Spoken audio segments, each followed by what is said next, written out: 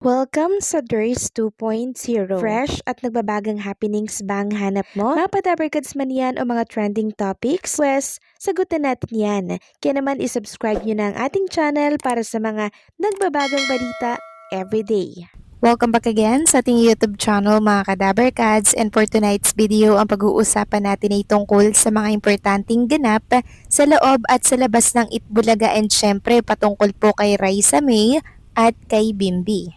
So kanina nga inanunsyo po ni Bossing Vic Soto na 15 days na lang birthday na po ng programang Itbulaga mga Kadabarkads, at bale 2 days po silang magse-celebrate ng 47th anniversary. And during live nga po ng Itbulaga mga Kadabarkads, na i-flex po nila yung schedule dyan July 30, 2026 Thursday and August 1, 2026 Saturday, magse-celebrate ng 2 days ng anniversary ang Itbulaga. Ito po ay may temang The Age is Right para mag-celebrate.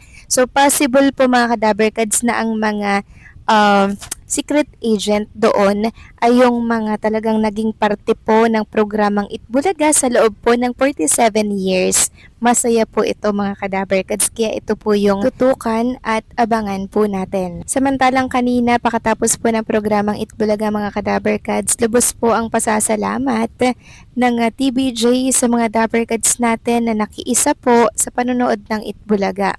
Ayun nga po dito, Happy Wednesday Dabarkads, at kalakip nga po ng post na yan yung mga picture po ng Dabarkads natin, mga team studio, and picture po ng mga Itbulaga hosts like Raisa May and Bimbi, Main, Ian Red, and Karen Aistro mga Kadabarkads. Sobrang saya sa Itbulaga, and nakikita rin natin na talagang tumataas po yung online viewers. Dahil marahil ito present po si Bimbi ngayong araw po ng Miyerkules. And speaking of Bimbi mga Kadabarkads, eto nga po yung ilan sa mga eksena during Sugod Bahay mga kapatid, na kung saan todo akbay nga po si Bimbi kay Raisa May. And humahawak pa siya sa bewang mga Kadabarkads. Hawak po yan ng may karapatan. Marami din po ang nakapansin na hindi na po ganoon kadalas yung pagdantay po kay Raisa May na shoulder mga Kadabarkads ng kanyang braso.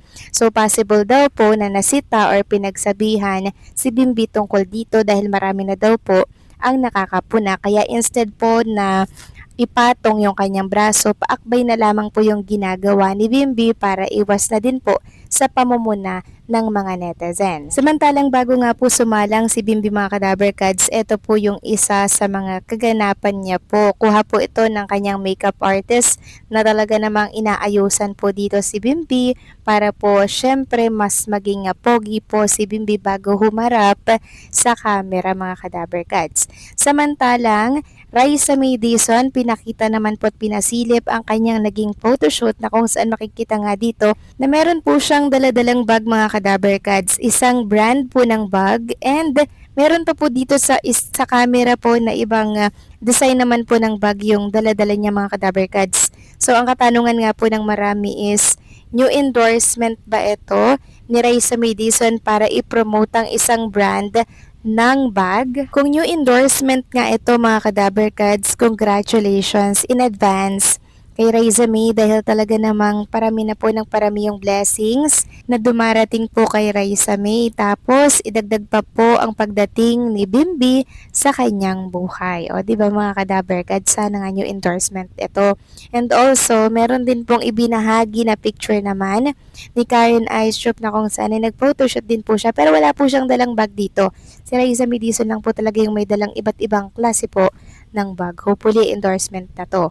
Samantalang pag-usapan naman natin ang tungkol naman po dito sa binahagi po na video ni Raisa May Dizon. Ito po ay pakatapos po ng Itbulaga kanina.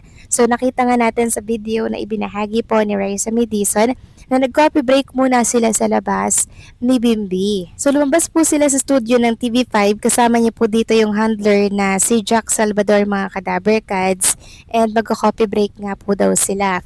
Sumakay po sila ng tricycle mga Kadabarkads, and then nakita nga natin yung kaganapan at eksena ni Bimbi at Raisa sa loob po ng sidecar. And nakita nga natin doon na naiipit na po si Raisa May. Dahil nga naman sobrang tangkad, sobrang laki po nitong si Bimbi, kaya napitpit na po itong si Raisa. Pero ay naman po kay Raisa, okay lang naman daw siya mga kadaber cats. Hindi naman daw sila sikip. So nagpunta po sila sa isang coffee shop sa Starbucks po mga kadaber cats at bumili po sila ng favorite po na kape nito nga si Raisa May Dizon. And syempre grabe po mga kadaber cats. Talagang pinagpiestahan din po si Raisa at si Bimbi sa labas po ng TV5. Ang dami pong tumatawag kay Bimbi. Ganon din po kay Raisa May. And also nakita rin po natin na sobrang sweet nila sa isa't isa ha.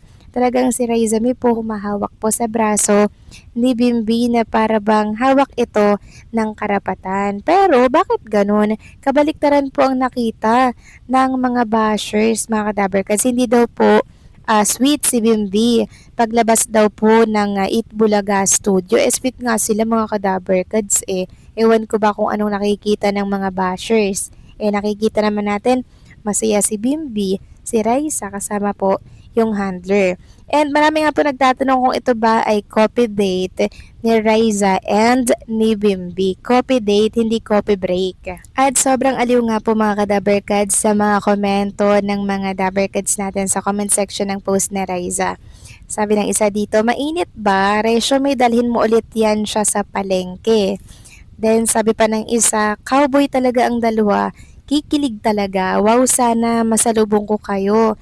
Naipit ka na Idol Raisa.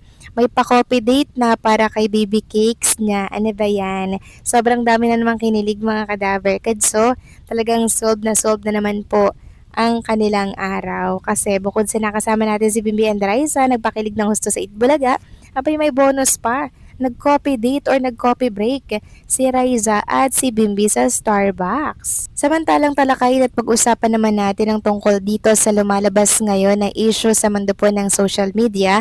Tungkol po ito sa girlfriend daw po ni Bimbi Aquino. So parang pinapaingay po nila ito para po masira po yung tambalang maybe mga kadaber kads. Alam nyo naman po ang kalaban at mga bashers. Lahat gagawin po nila para po masira ang tambalang maybe.